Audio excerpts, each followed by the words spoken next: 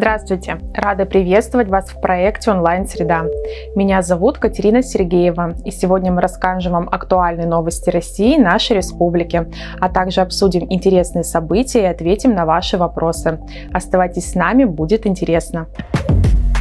Владимир Путин открыл всероссийскую акцию «Елка желаний». С новогодней елки в Центральном выставочном зале «Манеж» глава государства снял 3 открытки с желаниями детей, оказавшимся в сложной жизненной ситуации. Первой участницей акции желаний, которую снял с елки Владимир Путин, стала 10-летняя Маргарита Руцинская из Белгородской области. Школьница мечтает побывать в роли пилота на авиатренажере. 12-летняя Таисия Леонова из Московской области получит в подарок от президента России возможность посетить репетицию ансамбля народного танца имени Игоря Моисеева. Именно такое желание на Новый год она загадала. А также благодаря главе государства 15-летняя Арина Пархал из Донецкой Народной Республики сможет посетить Санкт-Петербург. Участие Владимира Путина во всероссийской акции «Елка желаний» стало доброй традицией. Ежегодно президент России снимает несколько открыток с мечтами участников акции. С 2018 года глава государства исполнил 18 новогодних желаний. Например, в прошлом году глава государства исполнил сразу 3 мечты.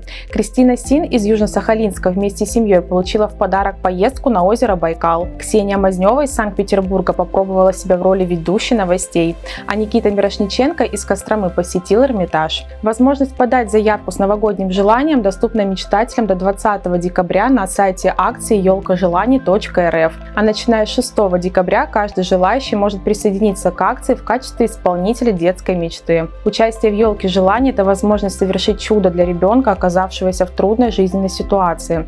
У каждого есть возможность подарить частичку тепла тем, кто особенно сильно в этом нуждается. По традиции, в преддверии новогодних праздников движение первых при поддержке Росмолодежь.Добро запустило всероссийскую акцию «Елка желаний». Она проводится с 2018 года и продолжает объединять тысячи людей, готовых творить добрые дела.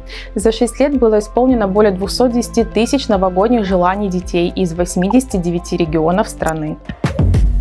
Минобрнауки изменило порядок поступления в вузы. Министерство науки и высшего образования утвердило новый порядок приема в вузы на программы бакалавриата, специалитета и магистратуры. Документ опубликован на интернет-портале правовой информации. Он будет действовать с 1 марта 2025 года до 1 сентября 2029 года. Документ устанавливает единые сроки приема документов, публикации конкурсных списков и приказов о зачислении на разных этапах. Так, при поступлении на бакалавриат и специалитет в рамках основного приема закончить прием абитуриентов-бюджетников, поступающих по приоритету в вузы, должны 2-3 августа. Основной этап должен завершиться 6-7 августа, а дополнительный 10-11. Прием на платные места должен завершиться не позднее 30 сентября. Что касается магистратуры, то раньше вузы самостоятельно устанавливали сроки публикации конкурсных списков, а также сроки и этапы зачисления как для бюджетной, так и для платной формы обучения. Согласно новому порядку, зачисление на магистратуру должно завершиться 29 августа в рамках основного приема и не позже 20 сентября в рамках дополнительного приема. Студентов платной формы обучения должны зачислить не позднее 30 сентября. В пресс-службе Минобрнауки обратили внимание на то, что с 2025 года поступление на программы магистратуры будет возможно через госуслуги, а также на то, что зачисление на бюджетные места будет осуществляться не по оригиналу документов об образовании, а по заявлению о согласии на зачисление. Подать его будет возможно через госуслуги и только в один вуз на выбранную специальность. Россиянам рассказали, каким будет размер предновогодних пенсий. Пенсионеры, которым выплаты поступают в начале месяца, в декабре получат пенсию с учетом индексации. Напомним, что даты выплат будут сдвинуты из-за грядущих новогодних праздников, поэтому в декабре таких людей ждет 2 пенсии – за декабрь и за январь. При этом январская пенсия будет выплачена в повышенном размере. 1 января размер страховой пенсии для неработающих пенсионеров вырастет на 7,3%. Уровень индексации соответствует прогнозному уровню инфляции на 2024 год. Кроме того, впервые с 2015 года будут проиндексированы выплаты работающим пенсионерам. Повышение будет осуществляться на основании аналогичных для неработающих пенсионеров и составит те же 7,3%. Размер фиксированной выплаты к страховой пенсии по старости с 1 января будет равен 8728 рублям 73 копейкам, без учета доплат за северный стаж иждивенцев и так далее. Стоимость одного пенсионного балла индивидуальный пенсионный коэффициент вырастет до 142 рублей 76 копеек. Отметим, что глава Соцфонда России Сергей Чириков заявил в ходе заседания Комитета Совета Федерации по бюджету и финансовым рынкам, что в следующем году возможна дополнительная индексация страховых пенсий по старости в случае, если фактическая инфляция за текущий год превысит прогнозируемый уровень. По его словам, если инфляция по факту будет выше 7,3%, то для оперативности правительство примет постановление о доиндексации пенсий, и Соцфонд это постановление исполнит. Согласно действующим нормам, пенсионерам, которым в ноябре исполнилось 80 лет, 1 декабря будут получать фиксированную выплату к страховой пенсии по старости в двойном размере. В 2024 году она составляет 8134 рубля 88 копеек в месяц. Таким образом, достигнув 80 лет, пенсионер будет получать 16 269 рублей 76 копеек каждый месяц. При этом сумма будет дополнительно повышена в соответствующий районный коэффициент, если человек проживает в районах Крайнего Севера и приравненных к ним местностях. Аналогичное повышение ждет и пенсионеров, признанных инвалидами первой группы. Отметим, что прибавка производится именно по достижении возраста 80 лет в декабре. Тем, кто ранее достиг данного возраста, сумма уже выплачивается. Если инвалиду первой группы исполнилось 80 лет, то во второй раз такую прибавку ему не предоставляют, так как ее уже выплачивают после установления данной группы инвалидности. С 2025 года людям, которые достигли возраста 80 лет или являющимися инвалидами первой группы, устанавливается доплата на уход к страховой пенсии. Теперь она будет производиться за счет повышения фиксированной выплаты к страховой пенсии в размере 1200 рублей. Соцфонд назначил данную доплату в беззаявительном порядке. При этом она будет индексироваться так же, как и пенсия. Люди, которым положены меры соцподдержки на основании норм регионального законодательства, например, пенсионеры, имеющие звание ветерана труда федерального или регионального значения, должны самостоятельно оформить доплаты и льготы. Для этого им следует обратиться в органы соцзащиты населения. За незаконный сбор персональных данных россиян и использование личной информации теперь будут наказывать строже. Президент России Владимир Путин подписал закон о внесении изменений в административный и уголовный кодексы. Они вступают в силу 11 декабря. Крупные штрафы или лишение свободы назначат за обработку персональных данных, которые не предусмотрены законодательством или не соответствуют целям их сбора. Незаконную передачу персональных данных, несвоевременное уведомление Роскомнадзора об обработке персональных данных или об их утечке, а также отсутствие такого уведомления. Незаконную передачу персональных данных в специальных категорий, в том числе сведения о состоянии здоровья. Использование или передачу незаконно полученной личной информации. Размер штрафов зависит от разных аспектов. Кто нарушитель – физическое, юридическое или должностное лицо. Есть ли среди раскрытых данных информация несовершеннолетних? Насколько масштабной была утечка? Были ли корыстные цели? Например, за использование и передачу незаконно полученной личной информации грозит наказание в виде штрафа до 300 тысяч рублей или 4 лет лишения свободы. Также могут быть назначены принудительные работы на тот же срок. А если нарушение связано с передачей данных за границу, накажут лишением свободы на срок до 8 лет и штрафом на сумму до 2 миллионов рублей. На компанию, которая допустила утечку, могут наложить оборотный штраф до 3% совокупной выручки.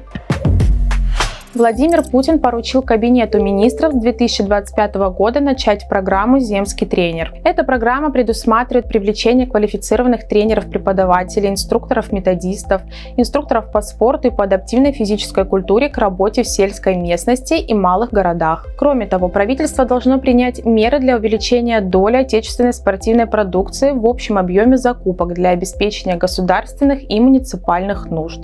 Минспорту поручено принять дополнительные меры для популяризации занятия спортом среди детей и молодежи. Отдельная задача – расширение возможностей заниматься массовым спортом для лиц с ограниченными возможностями здоровья и инвалидов, в том числе из числа участников СВО. Тут ведомству следует наладить связи с Фондом «Защитники Отечества». Исполнительным органам субъектов Российской Федерации рекомендовано включить физкультурно-оздоровительные услуги, в том числе по обучению детей плаванию или иными базовыми жизнеобеспечивающими навыками, в региональный перечень государственных и муниципальных услуг и работ.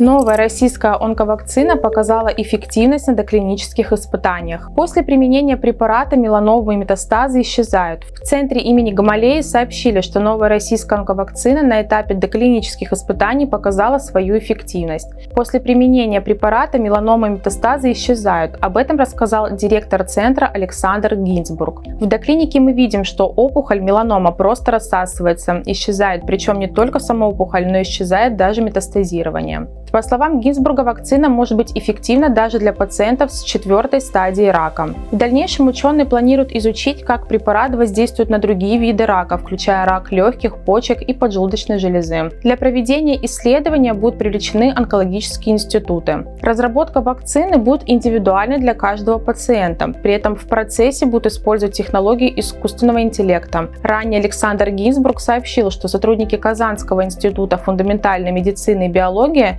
проводят испытания вакцины на мелкоклеточном раке легких, одном из самых распространенных видов онкологических заболеваний. Ежегодно от него умирают более 1 миллиона человек по всему миру. Теперь ожидается получение разрешения от Минздрава на проведение клинических испытаний с участием добровольцев. Для подачи заявления на патент на 2025 год осталось меньше 2 недель. УФНС России по Республике Коми напоминает индивидуальным предпринимателям, что подать заявление на применение патента с 1 января 2025 года необходимо не позднее 16 декабря текущего года. Такое заявление в налоговые органы подается не позднее, чем за 10 рабочих дней до начала применения патентной системы налогообложения. Применять этот специальный налоговый режим в 2025 году вправе индивидуальные предприниматели со средней численностью наемных сотрудников до 15 человек. Согласно условиям патентной системы налогообложения, субъекты малого и среднего бизнеса вносят фиксированный налог в виде стоимости патента и освобождаются от уплаты налогов на доходы и имущество физических лиц, которые используются в предпринимательской деятельности. Учет доходов на ПСН ведется в книге учета доходов индивидуального предпринимателя. Размер суммы патента зависит от вида деятельности. К стоимости патента можно применять вычеты в размере страховых взносов в полном объеме при работе без наемного персонала и в размере 50% с наемными сотрудниками. Обращаем внимание, что в 2025 году в Коми для расчета патента будут действовать размеры потенциально возможного годового дохода, установленные на 1 января 2024 года. Подробная информация о видах деятельности и размерах годового дохода на патенты размещена на сайте ФНС России. Рассчитать стоимость патента с учетом индивидуальных особенностей, район, число работников, количество объектов удобнее всего в сервисе «Калькулятор расчета стоимости патента».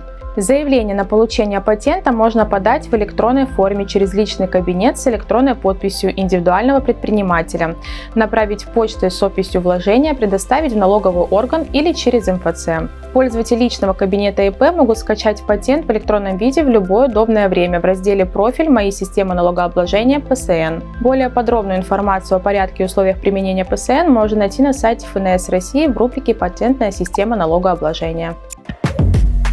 Жители Коми вернули в оборот 285 тысяч монет. По итогам всероссийской осенней акции «Монетная неделя» жители республики вернули в оборот 285 тысяч монет на сумму более 1 миллиона рублей. Как пояснила начальник отдела наличного денежного обращения и кассовых операций регионального отделения Банка России Татьяна Канева, осенью жители Коми сдали в банке почти в 2 раза больше монет, чем во время такой же весенней акции. Чаще всего обменивали рублевые и 10-рублевые монеты.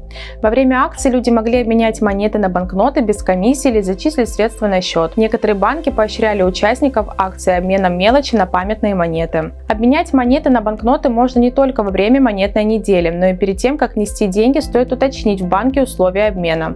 За эту операцию банки, скорее всего, возьмут комиссию. Подобные акции помогают вернуть накопившуюся у жителей республики мелочь в оборот и сократить затраты на ее чеканку. В целом, по стране в ходе всероссийской осенней акции «Монетная неделя» в банке принесли 45 миллионов монет весом 199 тонн на сумму 186 миллионов рублей. С начала года в Коми заключено более 1000 социальных контрактов. Программа предоставления государственной социальной помощи на основании социального контракта действует во всей стране по инициативе президента России Владимира Путина. Этот вид поддержки направлен в первую очередь на улучшение финансового положения малообеспеченных граждан, что полностью отвечает целям национального проекта «Демография». Социальный контракт – это соглашение, которое заключается между малоимущим гражданином и Центром социальной защиты населения. На основании соглашения Центр обязуется выплатить гражданину пособие, а гражданин выполнить мероприятия, которые предусмотрены в его индивидуальной программе социальной адаптации. Как отметила первый заместитель министра труда, занятости и социальной защиты Республики Коми Татьяна Майкова, благодаря помощи государства на основании соцконтракта граждане открывают собственный бизнес, развивают личное подсобное хозяйство, находят работу и преодолевают трудные жизненные ситуации. Эффективность этого вида госсоцпомощи обеспечивается в первую очередь тем, что человек лично заинтересован в результате и сам стремится улучшить свою жизнь, стать самодостаточным в финансовом отношении. Достичь этих целей помогают активные формы социального контракта, поиск работы, открытие предпринимательской деятельности или развитие личного подсобного хозяйства. Дополнительно мотивируют людей к участию в программе соцконтракта значительные размеры госсоцпомощи по этим направлениям. При открытии собственного дела участник программы может рассчитывать на единовременную выплату до 350 тысяч рублей. Соцконтракт на ведение личного подсобного хозяйства предусматривает единовременное пособие до 200 тысяч рублей. Ежемесячное пособие по направлению поиска работы для заключивших соцконтракт в 2024 году составляет 18 842 рубля в южно-природно-климатической зоне республики и 23 311 рублей в северно-природной климатической зоне нашего региона. Люди понимают, что активные формы соцконтракта финансово выгодны и активно ими пользуются. По данным Минтрудсоцкоми, за 10 месяцев текущего года социальный контракт по поиску работы заключили 658 малообеспеченных жителей Коми. Заниматься предпринимательской деятельностью в рамках участия в программе соцконтракта решили 460 человек. Еще 70 граждан захотели направить государственную помощь по соцконтракту на развитие личного подсобного хозяйства. Социальный контракт также можно заключить по направлению выполнения мероприятий, направленных на преодоление трудной жизненной ситуации. Нужно отметить, что это направление реализации соцконтракта предусмотрено для тех, кто по объективным причинам не может трудиться, например, из-за болезни или необходимости ухаживать за тяжелобольным родственником. Этой формой соцконтракта в текущем году воспользовались 170 жителей Коми. Проконсультироваться по вопросам предоставления госсоцпомощи на основании социального контракта можно в Центре социальной защиты населения. Заявление на заключение соцконтракта можно подать в Центре соцзащиты населения по месту жительства, в МФЦ «Мои документы» или на портале Госуслуги. Балет «Щелкунчик» 31 декабря покажут на Первом канале. Новогодний спектакль «Щелкунчик» в исполнении артистов балета Большого театра можно будет увидеть 31 декабря в эфире Первого канала, сообщили в пресс-службе Министерства культуры России. В канун Нового года 31 декабря в 12:00 по московскому времени балет Петра Ильича Чайковского «Щелкунчик» в постановке Юрия Григоровича, который пройдет на исторической сцене Большого театра России, будет показан в прямом эфире Первого канала. Ранее театр сообщал, что «Щелкунчика» в этом году 30 и 31 декабря будут транслировать также в 100 кинотеатрах России, в том числе в крупнейшем кинозале страны киноцентре «Октябрь» в Москве. Кроме того, в конце ноября Большой объявил, что продажи билетов на новогодний спектакль начнутся 2 декабря, только онлайн. На странице театра сразу же возникли сложности с доступом к личному кабинету. Часть билетов реализуют через аукцион, а вырученные средства будут направлены на поддержку артистов. В прошлые годы запуск продажи билетов на «Щелкунчика» регулярно приводил к скоплению желающих их купить у здания театра. А сейчас мы ответим на самые интересные вопросы, которые задавали интинцы на этой неделе. Можно ли самому в лесу срубить елку? Здравствуйте, уважаемые интинцы! Приближается Новый год. И, как всегда, встает вопрос о приобретении новогодних елей населением. С 9 числа, 9 декабря, Интинское участковое лесничество начинает отпуск новогодних елей на корню для местного населения. Для этого необходимо обратиться в лесничество участковое по адресу улица Сельхозная, 5 для оформления договора купли-продажи лесных насаждений. При себе иметь паспорт, и оплату можно производить или через сберкассу, или по QR-коду здесь на месте в лесничестве. Для этого, значит, нужно подъехать в рабочие дни с 9 до 16 00 без обеда.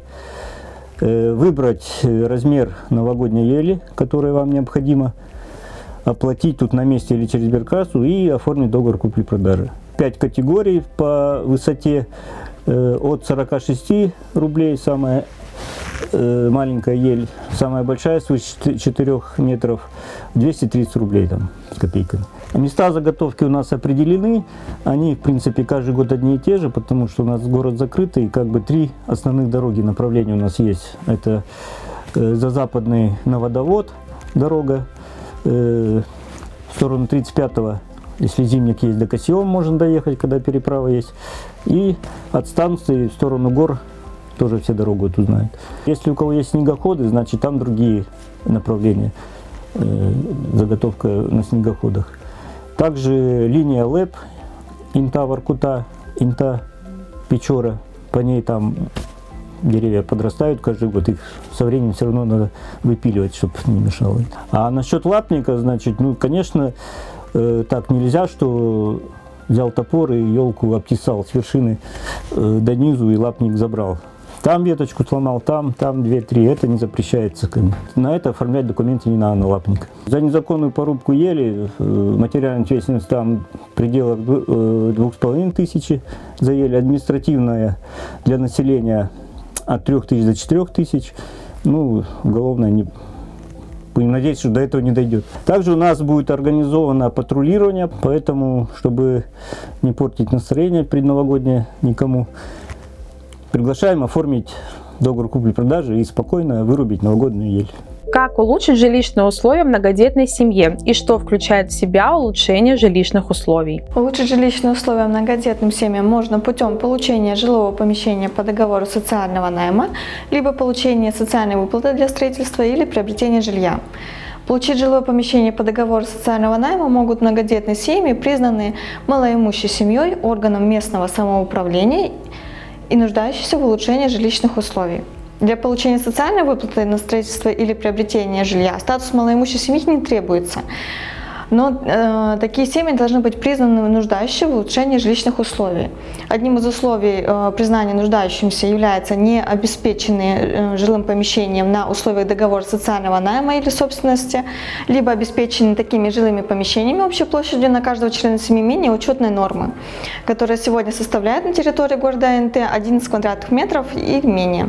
Также одним из условий признания нуждающим в улучшении жилищных условий является семьи, проживающие в жилых помещениях, не отвечающие установленным для жилых помещений требованиям, непригодные для проживания или расположенные в аварийных домах жилые помещения. Также в случаях, если в составе семьи имеется больной, страдающий тяжелой формой хронического заболевания, при которой совместное проживание с ним в одной квартире невозможно. Для получения социальной выплаты на строительство или приобретение жилого помещения многодетная семья, нуждающаяся в улучшении жилищных условий, должна встать на учет в соответствующем органе местного самоуправления по месту жительства. Одним из оснований отказа в постановке на учет является получение семьей иных форм государственной поддержки для улучшения жилищных условий за счет средств бюджета Российской Федерации.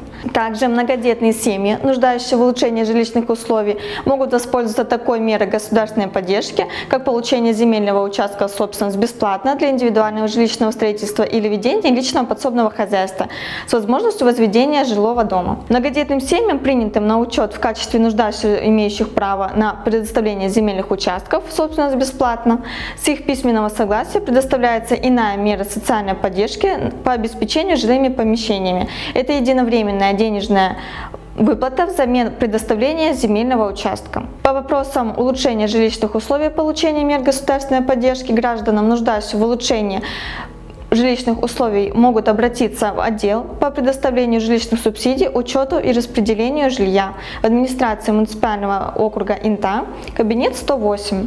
Приемные дни: среда с 8 до 17 часов, перерыв с 12 до 13, а также пятница с 8 до 12. Телефон 629 41.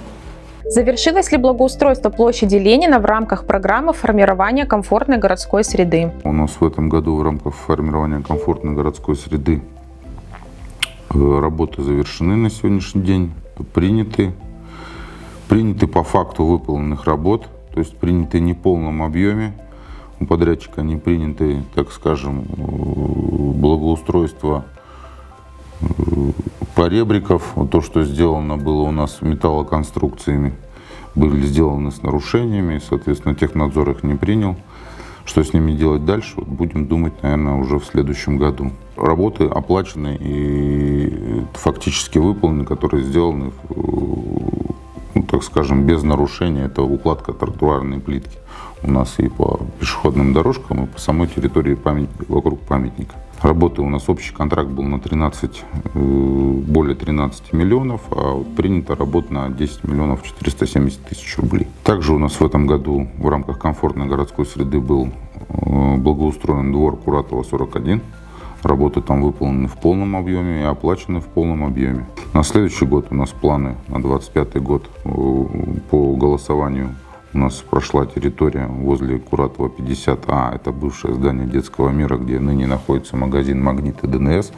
Территория, прилегающая к этому зданию, это у нас будет обустроена, расширена парковка и обустроена площадка лавочки, освещения, и подъезд будет с обоих сторон, как бы с этой он уже нормальный, так со стороны Куратова 48, а будет со стороны Куратова 70 оборудован еще и подъезд, заезд туда. Плюс у нас дворовая территория еще есть на следующий год, это Дзержинского 21. Каждый год что-то делаем, потихоньку делаем в рамках выделенных средств и в силу возможностей.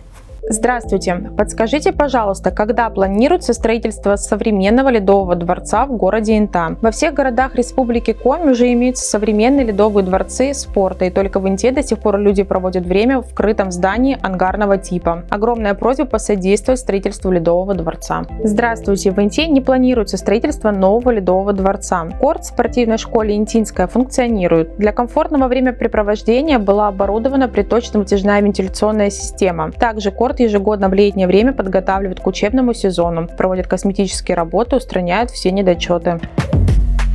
Вот и подошел к концу выпуск проекта «Онлайн-среда». Благодарим вас за внимание и надеемся, что вы узнали много нового и интересного. Увидимся с вами на следующей неделе. До новых встреч!